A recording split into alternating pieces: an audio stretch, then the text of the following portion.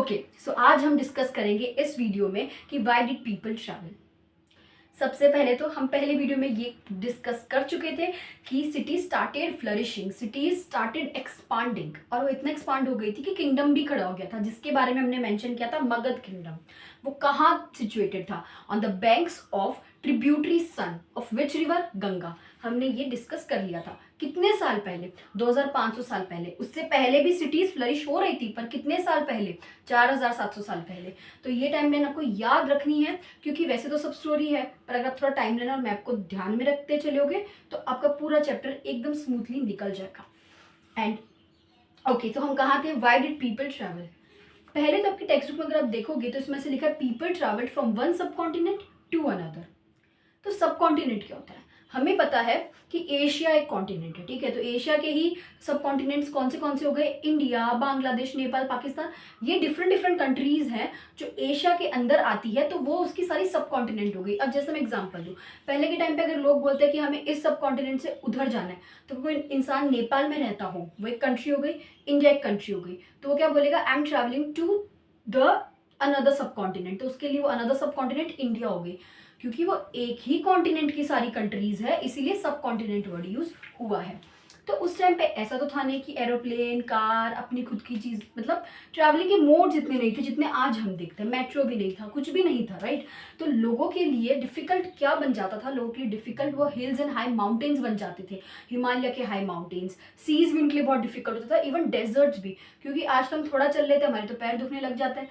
Just joking कि उस time के लोगों के भी पैर दुखते होंगे, बट उनके लिए ये चीज़ डिफिकल्ट हो सकती थी, इम्पॉसिबल बिल्कुल नहीं थी, क्योंकि उनके पर्पस अलग थे। मैन एंड वुमेन क्यों ट्रैवल करते थे? लाइवलीहुड के लिए। अब लाइवलीहुड जितना बड़ा अगर सवाल आता है तो किसके लिए चलना डिफिकल्ट होगा? लाइक उनको एक जगह से दूसरी जगह एस्केप भी करना पड़ता था। वो इसीलिए क्योंकि नेचुरल डिजास्टर्स एंड कैलामिटीज कभी बोल के नहीं आती है। फ्लड कोई जगह पे आ गया, कोई जगह पे ड्रॉट आ गया, ठीक है। अभी फ्लड मतलब बहुत ज़्यादा एक्सेसिव वाटर भर जाता है एक एरिया में, तो एग्रीकल्चर क्रॉप को भी इतना नुकसान होता है, एनिमल्स को नुकसान होता है, इंसानों तक को भी रहने में दिक्कत हो सकती है, इसलिए उनको एस्केप करना पड़ता था, ठीक है। थर्ड वाला पॉइंट है कि समटाइम्स मैन मार्च्ड इन आर्मीज कॉन्क्वरिंग अदर्स लैंड। लाइक हम ये डिस्कस कर चुके हैं कि किंगडम एस्टैब्लिश हो गए यार। अभी धीरे धीरे, वैसा तो है नहीं कि मगध ही एक किंगडम था जो उस टाइम पे एस्टैब्लिश हुआ, वो सबसे पावरफुल कह सकते हैं, बट सिर्फ वही था ऐसा मैं नहीं कह रही। वो इसीलिए क्योंकि फिर धीरे धीरे अब एक रूलर एक जगह पे आया तो दूसरे नॉर्थ के डिफरेंट डिफरेंट प्लेसेस में भी रूलर्स बढ़ने लगे थे, और उनका क्या होता था कि अब हमारी पावर को और कैसे इंक्रीज किया जाए। तो पावर, ग्रीड ऑफ पावर में एक वो होता है ना कि मैं रूलर हूँ तो मुझे वो लैंड भी चाहिए, मुझे ये लैंड भी चाहिए। तो वो हमेशा ट्रैवल करते थे अपने आर्मी के साथ, मतलब जिसमें बहुत सारे आदमी होते थे, ताकि वो दूसरे लैंड को भी अक्वायर कर सके, उस लैंड को भी अक्वायर कर सके। तो उनका अपना खुद का पर्पस हो गया। फिर चौथा है besides merchants travelled with caravan और ships carrying valuable goods from one place to another. Merchants basically businessman हुए, उस टाइम के ट्रेडर्स हुए। उनको एक जगह का सामान दूसरी जगह पहुंचाना था फॉर बिजनेस, क्योंकि वही उनका अर्निंग सोर्स था। एक चीज़ों का जो एक जगह जितने सामान मिल रहे हैं उनको दूसरी जगह जाके बेचना हो, या वहां से लाइक वाइस वर्सा लेके आना हो, तो इसीलिए वो ट्रैवल करते थे। किसमें? कारवन। अब मैं आपको कैसे बताऊँ कारवन? आपने पद्मावत या बाजीराव मस्तानी कोई मूवी देखी हो तो उसमें दीपिका पादुकोण, लाइक वो रानी जो जिसमें आता है ना, ऐसे स्पेस में, मतलब ऐसे स्फेरिकल हाफ कर्व टाइप होता है। अब इमेजिन कर सकते हैं, उसके पिक्चर भी देख सकते हैं। और शिप्स में भी आते थे क्योंकि उनके पास बहुत सामान होता था। ओके, तो religious teachers worked from village to village, town to town, offering the instruction and advice. इसका मतलब कि पहले के लोग जो टीचर्स जो होते थे ना, बहुत पहले के टीचर्स, हम सब इमेजिन कर सकते हैं कि एक पेड़ के नीचे बैठ के अपना जो भी है ज्ञान, रिलीजियस प्रैक्टिसेस के बारे में बताना, लाइफ के प्रिंसिपल्स के बारे में बताना, मतलब not even just religious knowledge देना, वो लाइफ के प्रिंसिपल्स के बारे में बताते थे कि लाइफ में कैसा जीना चाहिए। साइंस की भी नॉलेज देते थे, मेडिसिन की भी नॉलेज देते थे। तो ओवरऑल टीचर्स एक जगह पे रुकना पसंद नहीं करते थे, वो चाहते थे उनकी नॉलेज और बढ़े और बढ़े। तो वो भी घूमते घूमते रहते थे, ठीक है। एक विलेज से दूसरे विलेज, एक टाउन से दूसरे टाउन। फिर कुछ लोगों को सिर्फ एक्सप्लोर करना था, तो वो इसलिए ट्रैवल करते थे ताकि वो उनके लिए एक एडवेंचरस एक ट्रिप हो जाए, और काफ़ी उनको मज़ा भी आता था, क्योंकि इससे होता क्या है, नॉलेज तो बढ़ती है और घूमने का घूमना हो जाता है। लेकिन आप ये सोच लोगे कि लोग यहाँ से वहाँ जाते हैं, यहाँ से वहाँ जाते हैं, तो इससे हो क्या रहा है? इससे एक बहुत बड़ी चीज़ हो रही है, आप ये भूलना मत। इससे ये हो रहा है कि जब एक इंसान दूसरी जगह पे जाता है तो अपने साथ अपने कल्चर और अपने काम करने का तरीका लेके जाता है, और वो जहाँ जाके सेटल होता है वो वहाँ के लोगों को भी वो चीज़ सिखाता है। तो उससे क्या बिल्ड होता है, उससे क्या एनरिच होता है, उससे कल्चर बनता है, उससे डाइवर्सिटी इंक्रीज होती है और डाइवर्सिटी और मजबूत हो जाती है। जैसे अगर एक गांव का एक फैमिली है, वो दूसरे गांव के फैमिली में सेटल होना चाहती है, उनका खाना बनाने का स्टाइल अलग है, उनका गाना गाने का स्टाइल अलग है, मतलब खुद के वो कंपोज किए हुए म्यूजिक उनके खुद के अलग है, लैंग्वेज में उनके अलग है सपोज। तो अगर वो दूसरे गांव में जाते हैं कोई भी पर्पज से, या तो अपना गांव छोड़ के दूसरे गांव जा रहे हो नेचुरल कैलामिटी की वजह से, या फिर अपने लाइवलीहुड के पर्पज से जा रहे हो, तो वहां जाके उन लोगों को अपना स्टाइल सिखाएंगे। नहीं भी सिखाएंगे तो करेंगे तो दूसरे लोग इस चीज से बहुत प्रभावित होंगे। तो इससे ओवरऑल क्या चेंज हो रहा है? इससे ओवरऑल कल्चर भी चेंज हो रहा है, और चेंज अच्छे वे में हो रहा है, एनरिच हो रहा है कल्चर। तो इसीलिए इसका प्रॉफिट ये हो गया कि जब लोग यहाँ से वहाँ घूमते हैं तो अपनी नॉलेज, अपने खुद के प्रैक्टिसेस को भी साथ लेके जाते हैं, और इससे दूसरे लोग काफी इंस्पायर होते हैं। Okay, so as we have already discussed that people traveled from one land to another, from one subcontinent to another for their own purposes, crossing the natural frontier. Okay, जो कि hills and mountains मैंने बात की थी। लेकिन मैं आपको एक स्टोरी बताऊंगी कि हमारे कंट्री का ये ब्यूटीफुल सा नाम इंडिया आया कैसे। तो हम बोलते हैं हम इंडियंस हैं, हम भारतीय हैं, तो ये इंडिया और भारत कॉइन कैसे हुआ, कब हुआ, किसने किया? So as the name of the chapter suggest, what, where, how and when, मैं उसी तरीके से बोलूंगी।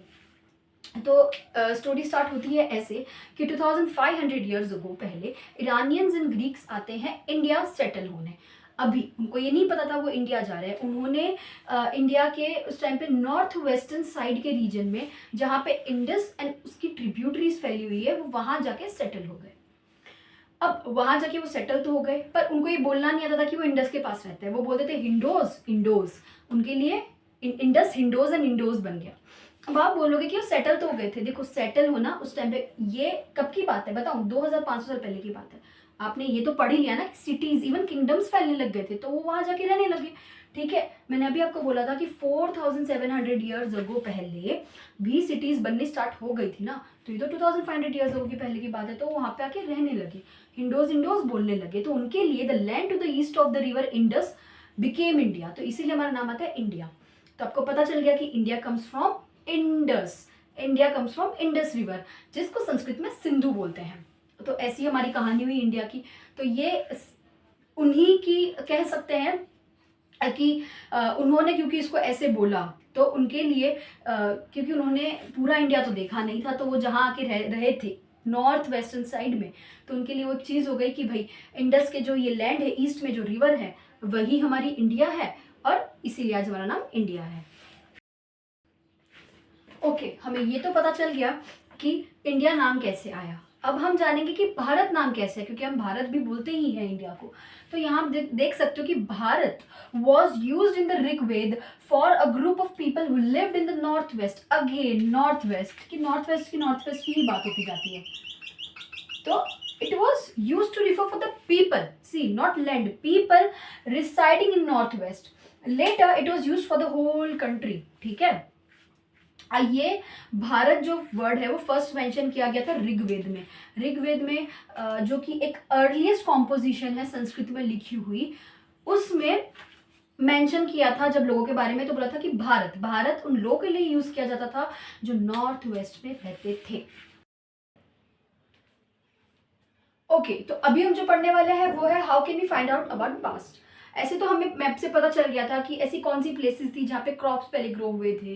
ठीक है, और हमने ये भी पढ़ा था कि किंगडम कहाँ पे सबसे पहले आया था, पावरफुल किंगडम, राइट। तो अभी यहाँ पे है कि हम पास्ट के बारे में ऑब्वियसली जो एक चीज क्लिक होती है कि हम उस टाइम पे लिखी गई किताबों से या चीजों से हम पढ़ सकते हैं कि क्या हुआ था। तो first is read books. Okay, तो उस टाइम पे ना मैन्यूस्क्रिप्ट्स होती थी। मैन्यूस्क्रिप्ट्स का मतलब क्या होता है? फर्स्ट ऑफ ऑल इसका ओरिजिन लैटिन वर्ड से है।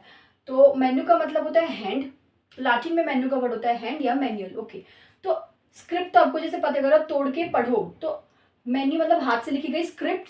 ठीक है, वो लिखी जाती थी, किस पे लिखी जाती थी?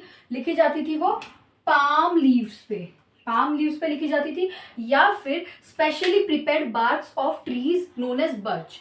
बर्च एक ऐसे पेड़ होते हैं जो हिमालय पे ग्रो किए जाते हैं, तो वो जो पेड़ होते हैं उनकी बार्क पे भी मैन्यूस्क्रिप्ट्स लिखा जाता था। तो आप सोच सकते हो कितना ज़्यादा ये रिच कल्चर था कि भाई हम तो आज पेजेस पे ही लिखते हैं, उस टाइम पे पाम लीव्स पे लिखा जाता था और बर्च पे लिखा जाता था, जो कि सिर्फ हिमालय में पाए जाते हैं। तो भाई बहुत अच्छी बात है। पर एक चीज़ मैं आपको बता दूं, दे वर पेरिशेबल। ये जो मैन्यूस्क्रिप्ट की मैं बात कर रही हूँ वो पेरिशेबल है। पेरिशेबल का मतलब कि जो चीज़ ज़्यादा सर्वाइव नहीं कर पाती। उसके रीज़न क्या कि या तो वो इंसेक्ट्स के थ्रू खाए जाते थे या तो फिर वो ऐसे ही डिस्ट्रॉय हो जाते थे। सही बात है यार, लीव्स जो है ड्राई होंगी, सीजन वाइज अगर ड्राई हो जाती है तो वो अपने आप क्रश हो जाती है, उसका पाउडर बन जाता है, और अगर वो नहीं भी हो तो उसको इंसेक्ट्स खा जाएंगे, ठीक है। तो इसलिए वो पेरिशेबल होती थी। इम्पेरिशेबल का मतलब क्या होता है, वो चीज़ें जो सर्वाइव ज़्यादा करती है। अब जैसे इम्पेरिशेबल में एग्जाम्पल दूँ, इम्पेरिशेबल में अगर मैं आपको एग्जांपल दूं तो स्टोन, मेटल, ये सब चीजें आ जाती है, लेकिन पेरिशेबल उसका अपोजिट होता है कि वो जल्दी से डिस्ट्रॉय हो जाती है। ओके, तो अभी हम देखेंगे कि वो कौन सी लैंग्वेज में लिखी जाती थी।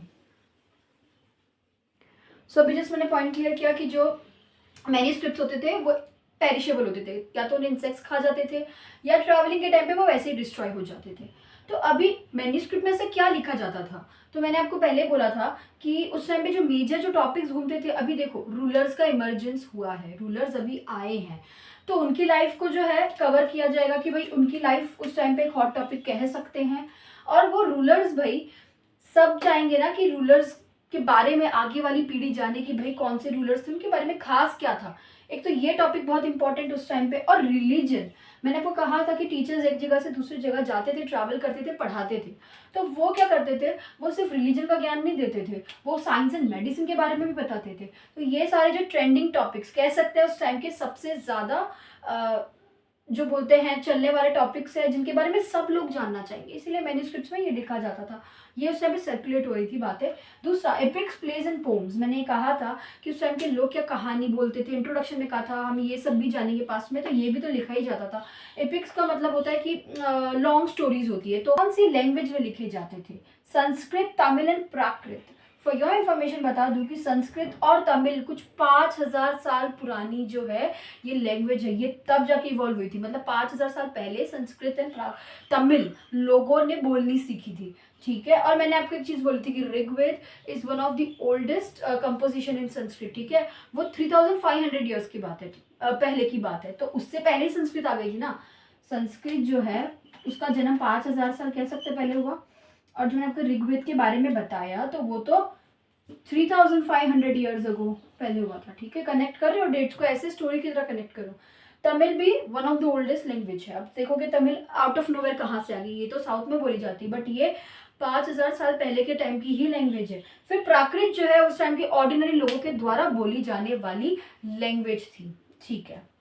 अब हम बात करेंगे इंस्क्रिप्शंस की। I hope you liked my video. Do like, share and subscribe it.